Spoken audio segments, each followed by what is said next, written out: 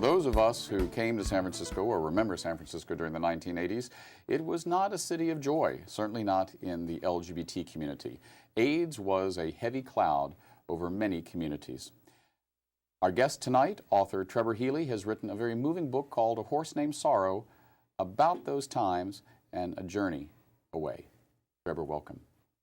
So now, your book, A Horse Named Sorrow, is really a chronicle of those very dark times in San Francisco and a journey from San Francisco back across the country. Tell us about it. Right. It's about two young guys. I came out in San Francisco in the 80s, so into this period, and it's about two guys meet on the BART platform, and one of them's on a bicycle. He's ridden his bicycle all the way from Buffalo, New York, and they quickly fall in love. They're two young guys in their 20s, and one of them is sick, the one who's just arrived, and he actually dies after about a year. And so they have this love affair together in San Francisco with, you know, it was a dark time, but also San Francisco was very colorful and wonderful at the time. There was a lot of arts and it was almost like the darkness brought out an equivalent amount of light. So there was an intensity on all sides.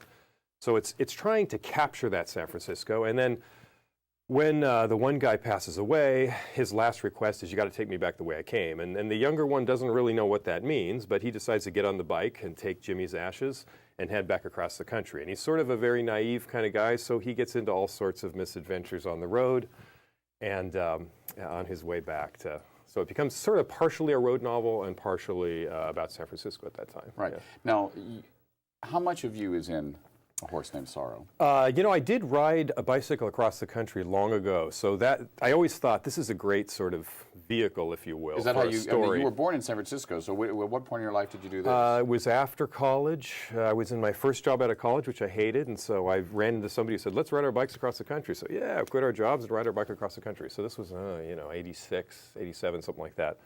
But otherwise, the character is really not me. I mean, there's little parts, but it definitely is not a reflection of me, more of a character, kind of a composite of many people I knew in San Francisco. Because part of trying to capture San Francisco at that time was also thinking about all these people, all these sort of magical, incredibly interesting people that San Francisco, of course, attracts and is full of, and kind of putting them together into this San Francisco guy. Right. Now, born in San Francisco, then you went away. At what point of your life did you come back to the city? I came back when I was 14, actually went to high school out in the East Bay in Walnut Creek, and then I went to college at Berkeley, and then I moved back into the city to live for about 10 years. Yeah. And at what point did you come out? I came out just after college. So I had a very hard time in college. There I was in Berkeley, and all this stuff is going on. But interestingly enough, like you say, those times were dark, the 80s, and part of what held me back from coming out was I was so afraid, and that, you know, that sort of equivalence people were putting out there, like, well, you're gay, you come out, and you get sick and die. Right, so you were were literally afraid of getting sick and dying. Yeah, sort of feeling like that was part of the gay experience, because I still hadn't really had the gay experience. So there was this sort of fear of, isn't there a way to continue to avoid this? There's also all these other reasons about, you know, my Catholic upbringing, the fact that I'm one of 4 boys. They were all these kind of jock guys who were like, it's not possible to be any kind of male but this type. So all those struggles. But luckily, I was here in the Bay Area, so it made it a little easier. But I went so far as to live in a fraternity in college, which was, you know, kind of comic now that I look back on it. Yeah, but, yeah. Fun now, in its own way. this journey, this bike ride, I mean, you know physically what that's like, biking across the country. Yeah. But the character in the book takes the ashes of his lover back to his hometown in Buffalo. Buffalo, New York, yeah. What is also the journey symbolic of? You know, the journey is really about his grief. He goes out on the road. In some sense, I've done a lot of traveling, and as I had mentioned to you earlier, I was living in Argentina. This idea of when you go out on the road into nature, if you will, because a lot of the West where he's traveling is very natural areas, it sort of gives you this clean slate. It's kind of like the subconscious. So there's various sort of mythic part to the story here where he sort of goes into himself and processes this grief. And he meets people there almost like in a dreamland who help him see his grief from a different perspective than how he had seen it before. Right.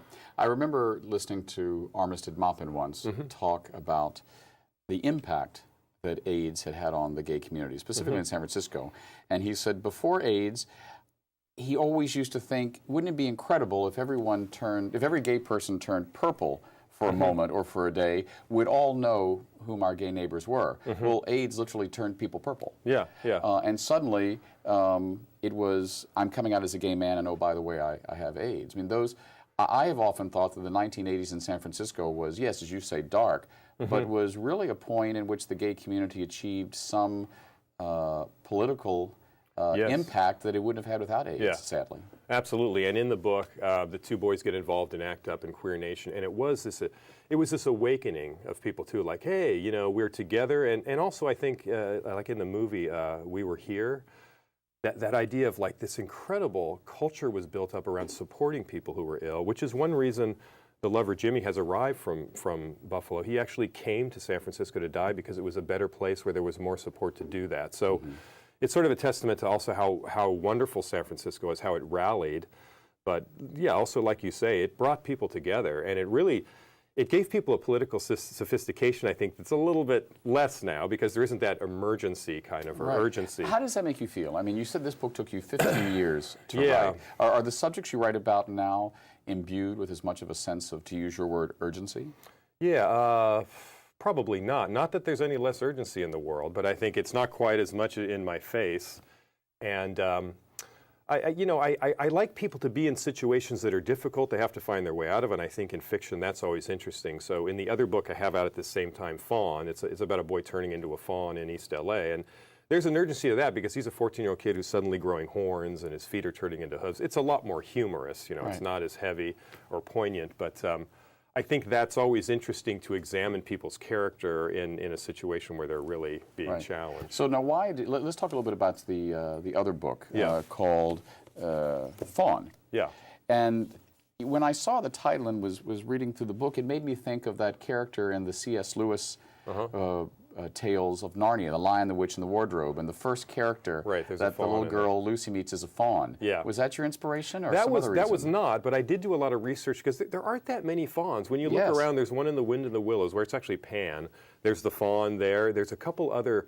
There was a E.M. Forster story. There's a couple little stories where there's fawns, and I've always been fascinated by satyrs and fawns anyway, but there wasn't really one inspiration other than just my own experience, perhaps, faunic moments in my life. But I wrote also a poetry book called Sweet Son of Pan, which was sort of about the fawn part of us. And I think a lot of gay men, of course, get in touch with that. Yes. But I wanted to also examine the idea of, like, this kid actually isn't a gay kid, but he's growing up with these changes that makes him a monster, and it has to do with his sexuality. So it's sort of a parallel to this is what a queer person goes through, but I wanted to sort of expand, give it a larger perspective also. But this idea of, you know, kids grow up and they feel like monsters, or they don't fit in, or their sexuality is out of control, and what do I do with it? Right. So it deals with those themes. I know you've traveled a great deal. Have you ever been to the part of Greece known as the Pilion?